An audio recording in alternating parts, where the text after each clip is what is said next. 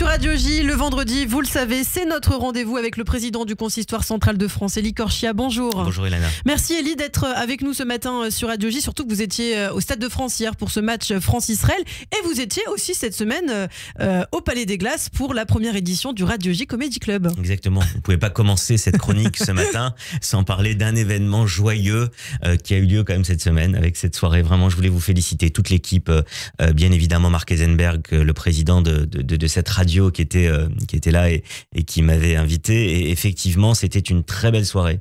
Je voulais vraiment vous le dire à vous. Il y a tous les humoristes qui se sont produits, les garçons, les filles, vraiment tous ont été super. On a besoin d'humour. On a besoin, c'est ce que je voulais vous dire. On a besoin d'humour ce matin et vous avez eu raison de le rappeler.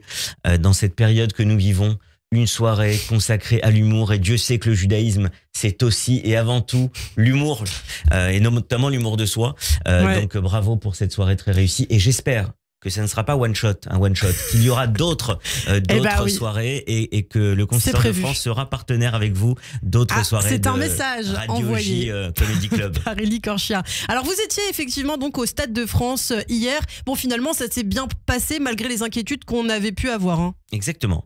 Et c'est ce que j'avais dit notamment dans les médias dans les jours qui ont précédé. J'avais dit que j'espérais et que je pensais très sincèrement qu'avec les moyens qui ont été mis par l'État, par les pouvoirs publics sur ce match, les choses allaient bien se passer. Et c'est finalement ce qui s'est déroulé parce qu'il n'y a pas eu d'incident majeur. Il y a eu à un moment donné dans le stade quelques petits échauffourées, mais qui ont tout de suite été maîtrisés très très rapidement. Et du coup, il n'y a pas eu d'incident. Il y a eu des drapeaux français partout avec des drapeaux israéliens. Et il y a eu une bonne ambiance, même si évidemment le stade était très peu rempli. 16 600 personnes. 16 600 personnes. Pour le Stade de France, évidemment, c'est très faible. Pour le Parc des Princes, déjà, qui a une capacité de moitié, ça aurait été moins visible. Là, effectivement, c'était visible. Mais ce qu'on retiendra, c'est pas nécessairement ça. Ce qu'on va retenir, c'est que contrairement à ce qui s'est passé à Amsterdam une semaine avant, les pouvoirs publics ont fait ce qu'il fallait. Et je crois qu'il faut vraiment féliciter nos pouvoirs publics. J'en ai parlé hier soir, évidemment, avec le président de la République, mais aussi avec le Premier ministre, avec le ministre de l'Intérieur et avec le préfet de police, Laurent Nunez. Je crois qu'il faut féliciter nos pouvoirs publics qui ont pris les bonnes décisions. C'est-à-dire que nous ne sommes pas à Amsterdam la semaine dernière avec des supporters qui se retrouvent lynchés, frappés en pleine rue dans une ville européenne. Nous ne sommes pas en Belgique où Bruxelles, rappelez-vous, avait délocalisé son match en Hongrie, un match de l'équipe belge contre l'équipe d'Israël. Ça, c'est du renoncement. Ça, c'est lorsque on recule sur nos valeurs, on recule sur nos principes, on fait que la politique l'emporte sur l'aspect sportif.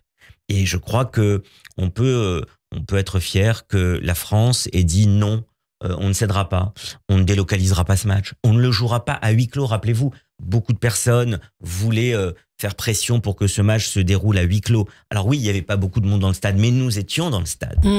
Moi, j'ai vu, par exemple, dans le Figaro ce matin, une photo d'une supportrice qui lève à la fois dans chacune de ses mains le drapeau français et le drapeau israélien. C'est ça aussi ce qu'on a vu hier. Pas de haine. Et je crois que tous ceux qui, notamment à l'extrême gauche, du côté de LFI, on a vu hier cette scène, cette manif organisée par Éric Coquerel avec Ercilia Soudé et d'autres à ses côtés, ces élus de LFI qui étaient simplement là pour demander que ce match n'ait pas lieu, pour dire que ce match ne devait pas se dérouler. Eh bien, je pense que ces élus qui sèment la haine, plus qu'ils ne prônent en fait vraiment la cause palestinienne, en faisant fi complètement de ce qui se passe aujourd'hui et comment le Hamas est aujourd'hui le principal danger de l'avenir du peuple palestinien, eh bien, je crois que tous ceux qui voulaient porter ce message de haine contre le sport et contre ce match au Stade de France, eh bien, ont perdu. Et il n'y a pas eu de vainqueur puisque c'était 0-0. Oui. La France est qualifiée, Israël n'a pas perdu, on peut retenir ça du match. Mais le vrai vainqueur, c'est effectivement, ce sont les pouvoirs publics qui ont maintenu ce match et qui ont eu raison de le faire. Alors, comme chaque vendredi, Élie, vous nous apportez votre lecture du Shabbat. Et justement, un livre tout à fait adéquat ce vendredi, une BD, Le maillot de la discorde. C'est pour ça que je voulais choisir Ilana, puisqu'on parle de Charles Aznavour en ce moment. Je crois que les moins de 90 ans ne peuvent pas connaître cette histoire, puisque même moi qui suis amateur de football, je ne la connaissais pas. Il faut que tous ceux qui aiment le foot lisent ce livre, ce roman graphique paru chez l'excellent éditeur Stenkiss. Ramsey au scénario, Aubury au dessin. Le maillot de la discorde, je vous fais très court. On parle de l'équipe de France. 1930, première Coupe du Monde qui a lieu en Uruguay. Il y a un capitaine de l'équipe de France qui s'appelle Alexandre Villaplane et à côté de lui, sur la photo de l'équipe, il y a un arrière qui s'appelle Matler, Étienne Matler. L'un va devenir, une dizaine d'années plus tard, un collabo, un membre de la Gestapo, un traître à la nation. C'est Alexandre Villaplane. Et l'autre, Étienne Matler, le défenseur, qui joue au FC Sochaux notamment à l'époque, va devenir, lui, capitaine de l'équipe de France 8 ans plus tard, lors de la Coupe de France, la première Coupe de France qui a lieu en France en 1938.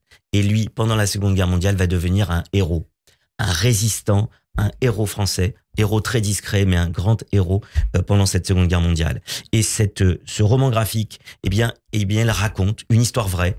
Comment deux joueurs, deux capitaines de l'équipe de France, l'un va devenir un traître et un membre de la Gestapo, fusillé en décembre 1944, et l'autre, Étienne Matler, va devenir ce héros pendant la Seconde Guerre mondiale, ce résistant qui fait honneur à notre pays, dont aujourd'hui d'ailleurs, Ilana, un stade porte le nom à Belfort. Eh bien, merci beaucoup, Élie Corchia, le maillot de la Discorde aux éditions Steinkiss. Merci infiniment et je vous dis à la semaine prochaine. Shabbat Shalom. Shabbat Shalom. Radio J.